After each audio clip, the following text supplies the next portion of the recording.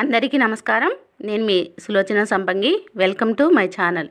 ఈరోజు క్రిస్మస్ సందర్భంగా మనం ఒక టేస్టీ స్వీట్ని తయారు చేసుకుందామండి. ముందుగా అందరికీ క్రిస్మస్ శుభాకాంక్షలు. మరి ఈ టేస్టీ రెసిపీని తయారు చేసుకోవడానికి కావాల్సిన ఇంగ్రీడియంట్స్ ఎలా రెడీ చేసుకోవాలో అవన్నీ కూడా చూసేద్దాం.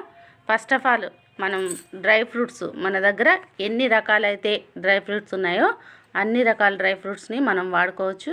ఇక్కడ చూడండి, నా దగ్గర జీడిపప్పు, కిస్మిస్, బాదం పప్పు, అలాగే కర్బూజా గింజలు, సన్ఫ్లవర్ సీడ్స్ ఇవన్నీ కూడా తీసుకున్నాను. మీ దగ్గర అవైలబుల్ ఏముంటే అవి తీసుకోండి. అలాగే యాలకులను దంచి పెట్టుకున్నాను ఒక 5-6, 2 స్పూన్లు వరిపిండి, ఒక 1/2 కేజీ షుగరు, నెయ్యి తగినంత, అలాగే బ్రెడ్ ప్యాకెట్ ఒకటి, మిల్క్ బ్రెడ్ తీసుకున్నాను నేను. ఒక ప్యాకెట్, ఫుల్ ప్యాకెట్ తీసుకోవాలి.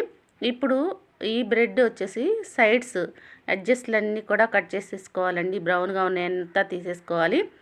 తీసేసి వైట్గా ఉన్నది మాత్రమే వాడుతున్నాం మనం బ్రెడ్ని.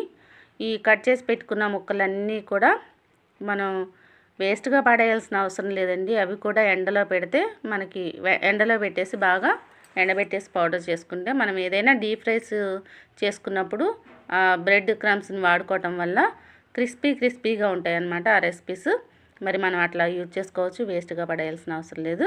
మరి ఈ బ్రెడ్ మొత్తం కూడా కట్ చేసి పెట్టుకున్నాం కదా, పక్కన పెట్టేసుకొని ఇప్పుడు స్టవ్ మీద మనం బాణీ పెట్టేసుకుందాం.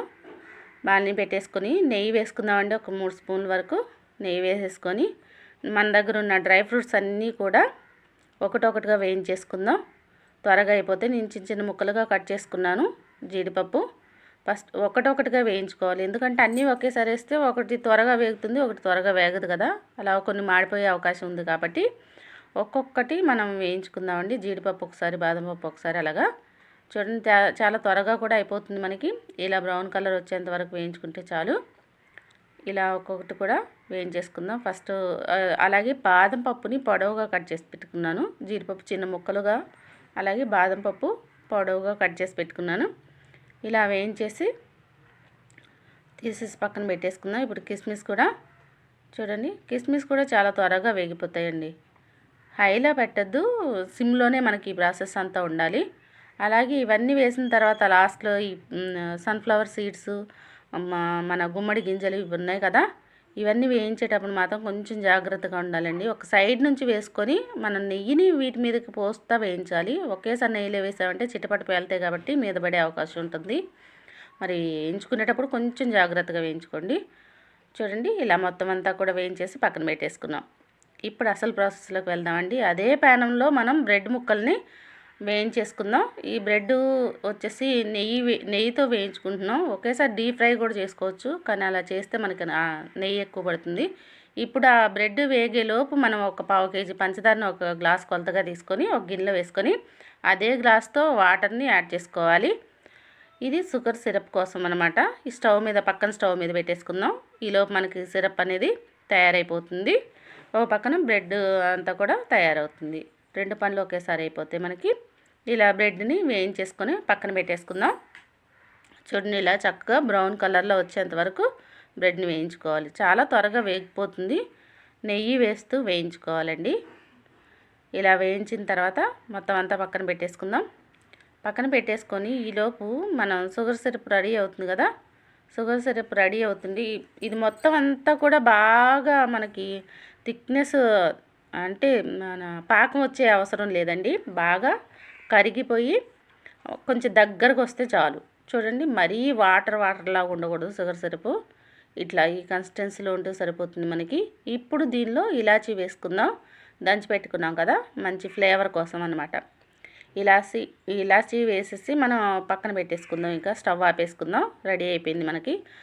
అది పక్కన పెట్టుకున్న తర్వాత పాలు, 1 లీటర్ పాలు తీసుకోవాలండి. ఫుల్ ఫ్యాట్ మిల్క్ తీసుకున్నాను నేను, కాచిన పాలు. చక్కగా కాచేసి పక్కన పెట్టేసుకున్నాం. ఆ పాలను తీసుకుంటున్నాను నేను. స్టవ్ మీద ఒక గిన్నె పెట్టేసి దానిలో 1 లీటర్ పాలు వేసుకొని మంచిగా మరిగించుకోవాలంటే 1 లీటర్ వేసాం కదా, 1/2 లీటర్ అయ్యేంత వరకు కూడా ఈ పాలని బాగా మరిగించుకోవాలి. చూడండి, ఇట్లా సగం అయిపోయే పాలు చిక్కబడతా ఉన్నాయి కదా. ఈ చిక్కబడే క్రమంలో మనం ఒక 2 స్పూన్లు వరిపిండి తీసుకున్నాం కదా, ఆ వరిపిండిలో కొంచెం పాలు కానీ వాటర్ కానీ కలుపుకొని మనం ఈ చిక్కబడిన మిశ్రమం పాల మిశ్రమంలోకి యాడ్ చేసుకోవాలి. కార్న్‌ఫ్లోర్ కూడా వేసుకోవచ్చు, కానీ నేను వరిపిండి వేస్తున్నాను. ఈ వరిపిండి వేయడం వల్ల టేస్ట్ అనేది చాలా బాగుంటుంది. ఖచ్చితంగా వరిపిండే యూజ్ చేయండి. చూడండి ఇట్లా ఈ మొత్తం కూడా దీనిలో ఈ చిక్కబడిన పాలల్లో వేసుకొని ఇంకొక 2 to 3 మినిట్స్ వరకు మరిగించుకుంటే చిక్కబడుతుంది అనమాట. ఇక్కడ మనకి షుగర్ సిరప్ అనేది రెడీ అయిపోయింది కదా, దీన్ని వడకట్టేసుకుందాం. ఎందుకంటే ఇలాచీ ఉన్నాయి కదా, చాలామంది ఇలాచీ తినడానికి ఇబ్బంది పడతారు కాబట్టి ఇలాచీని వడకట్టేసుకొని పక్కన పెట్టేసుకుందాం. ఈ వడకట్టిన ఇలాచీ ఉన్నాయి కదా, ఇది కూడా వేస్ట్గా పడేయాల్సిన అవసరం లేదు. మనం టీ అది పెట్టుకుంటాం కదా, టీ పెట్టినప్పుడు దానిలో యూజ్ చేసుకోవచ్చు, లేదా ఇంకోసారి ఏదైనా స్వీట్ చేసినప్పుడు కూడా యూజ్ చేసుకోవచ్చు. దానిలో ఉన్న ఫ్లేవరు అంత త్వరగా పోదు, మళ్ళీ కూడా యూజ్ చేసుకోవచ్చు. అలాగే ఈ షుగర్ సిరప్ని కూడా మనం వడపెట్టేసి పక్కన పెట్టేసుకున్నాం. పాల మిశ్రమం చూడండి ఎంత చక్కగా మంచి కన్సిస్టెన్సీలో తయారైంది, చాలా బాగుంది. ఇది కరెక్ట్గా ఇట్లా అయ్యేంత వరకు మనం పాలను మరిగించుకోవాలి. ఈ పాలు మరిగించేటప్పుడు ఇంకొక పావు కేజీ షుగర్ వేసానండి నేను. ఒక పావు కేజీ సిరప్ తయారు చేసాం కదా, ఒక పావు కేజీ దీనిలో వేసుకున్నాను. అలాగే ఇప్పుడు ఈ వేయించిన బ్రెడ్ అంతా కూడా మనం ఇలా ఒక బౌల్లోకి సర్దేసుకొని చూడండి, ఇలా బౌల్లోకి సర్దుకోవాలి. బౌల్లోకి సర్దేసిన తర్వాత దీనిపైన షుగర్ సిరప్ని యాడ్ చేసుకోవాలి. మొత్తం అంతా ఈ బ్రెడ్ తడిచేలాగా మొత్తం పట్టుకునేలాగా షుగర్ సిరప్ని వేసుకోవాలన్నమాట. చూడండి ఇట్లాగా షుగర్ సిరప్ అంతా వేసుకున్న తర్వాత దీనిపైన మనం పాల మిక్చర్ ఏదైతే ఉందో అది వేసుకోవాలి. షుగర్ సిరప్ వేసిన తర్వాత ఈ పాల మిశ్రమాన్ని మొత్తం అంతా బ్రెడ్ అంతా కూడా పట్టేలాగా వేసుకోవాలి. పొడి లేకుండా మొత్తం అంతా ఇట్లా మంచిగా వేసుకోవాలి. అలాగే లేయర్ బై లేయర్ ఈ బ్రెడ్ని మనం వేస్తూ సర్దేసుకుంటూ దానిపైన ఫస్ట్ షుగర్ సిరప్ వేసుకోవాలి, తర్వాత పాల మిశ్రమం ఇలా వేసేసుకొని మొత్తం అంతా కూడా మనం పాల మిశ్రమాన్ని మొత్తం అంతా వేసేసుకోవాలండి. మన దగ్గర ఉంది కదా, మొత్తం అంతా సర్దుకున్న తర్వాత డ్రై ఫ్రూట్స్ వేయించి పెట్టుకున్నాం కదా, మనం డ్రై ఫ్రూట్స్ని ఇలా దానిపైన మనం డెకరేషన్ చేసుకోవాలన్నమాట. ఈ బ్రెడ్ 3-4 స్టెప్స్ వస్తాయన్నమాట.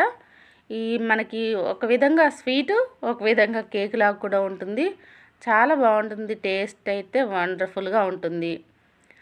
మరి మీరందరూ రెడీ చేసుకున్న తర్వాత ఖచ్చితంగా చెప్తారు నాకు. మరి చూడండి ఇలా షుగర్ సిరప్ అంతా కూడా వేసుకొని ఈ బ్రెడ్ పైన మనం పాల మిశ్రమం ఇంకా ఎక్స్ట్రా ఉన్నా కానీ దీనిలో వేసేసుకోవచ్చు. మొత్తం అంతా కూడా వేసుకొని డ్రై ఫ్రూట్స్తో డెకరేషన్ చేసుకోవాలి. పైన మనము అన్ని రకాల డ్రై ఫ్రూట్స్ వేయించి పెట్టుకున్నాం కదా, ఆ డ్రై ఫ్రూట్స్ని చూడండి ఇట్లా మంచి డెకరేషన్ చేసుకొని పైన అంతా కూడా ఇది ఏం చేయాలంటే ఒక 2 అవర్స్ ఫ్రిడ్జ్లో స్టోర్ చేయాలండి. ఈ డ్రై ఫ్రూట్స్ అన్నీ సర్ది పెట్టుకున్న తర్వాత మూత పెట్టేసుకొని మనం ఒక 2 గంటలు మాత్రం ఫ్రిడ్జ్లో స్టోర్ చేసుకున్న తర్వాత తీసి మనం ఇక ఈ ఫుడ్ని ఎంజాయ్ చేయటమే. 2 అవర్స్ మాత్రం ఖచ్చితంగా ఫ్రిడ్జ్లో పెట్టాలి. చూసారు కదా, ఈ డెకరేషన్ అంతా అయిపోయింది. మనం ఇంకా మూత పెట్టేసుకొని ఫ్రిడ్జ్లో పెట్టేసుకుందాం. చూడండి కలర్ఫుల్గా ఉంది కదా, చూడటానికే చాలా బాగుంది. చూడటానికి కాదు, తినటానికి కూడా చాలా చాలా బాగుంటుంది. చాలా ఈజీ ప్రాసెస్, అందరూ చేసుకోవచ్చు. చూడండి ఇలా మూత పెట్టేసి ఫ్రిడ్జ్లో పెట్టేసాం. ఫ్రిడ్జ్లోంచి తీసిన తర్వాత చూడండి ఇలా రెడీ అయిపోయిందండి మన స్వీటు. మరి తిన్న ప్రతి ఒక్కళ్ళు నిజంగా ఎంజాయ్ చేస్తారండి. మరి క్రిస్మస్ స్పెషల్గా ఇది అందరూ రెడీ చేసుకోవాలి మీరు.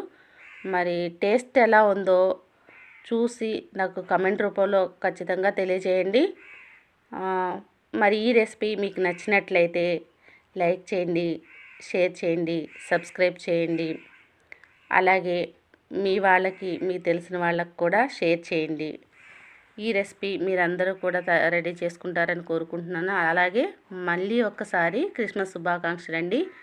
మరి నన్ను ఇంతగా ఆదరిస్తున్నందుకు థ్యాంక్స్ అండి.